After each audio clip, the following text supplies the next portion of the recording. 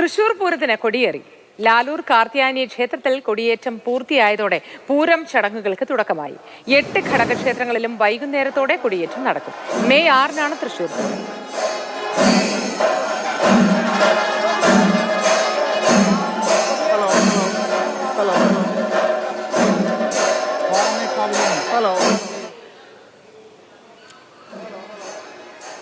ശ്യാം പ്രസാദ് ഉത്തമൻ ചേരുന്നുണ്ട് വിവരങ്ങളുമായി. ശ്യാം, പൂരവിശേഷങ്ങൾ പങ്കുവയ്ക്കും.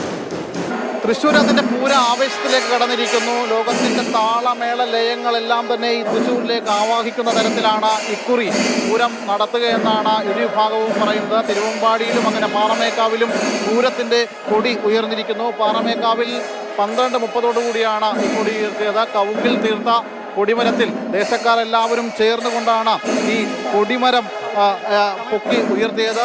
നമുക്കിപ്പോൾ കാണാം വലിയ രീതിയിലുള്ള ആ ഒരു ആവേശവും മറ്റുമൊക്കെ നമുക്കിവിടെ കാണാം. ഇപ്പോൾ മന്ത്രി കെ രാജൻ കൂടി ചേർന്നു. ഇപ്രാവശ്യത്തെ പൂരാവേശം എങ്ങനെയുണ്ട്? പൂരാവേശം യഥാർത്ഥത്തിൽ ഈ പൂരത്തിന്റെ കണക്കനുസരിച്ച് 5-ാം തീയതി രാവിലെ നെയ്തലക്കാവ് ഭഗവതി കാൽനടയായി അവിടെ നിന്ന് ആനപ്പുറത്ത് എഴുന്നള്ളി കാൽനടയായ ആളുകളോടൊപ്പം വന്ന് തെക്കേ ഗോപുരനട തള്ളി തുറക്കുമ്പോഴാണ് പൂര വിളംബരം ആരംഭിക്കുക. പക്ഷേ പാറമേക്കാവ് തിരുവമ്പാടി കൊടിയേറിയതോടുകൂടി ഇനി തൃശ്ശൂരിൻ്റെ എല്ലാ ശ്വാസഗതിയിലും ഒരു താളത്തിൻ്റെ അംശം ഉണ്ടാകും.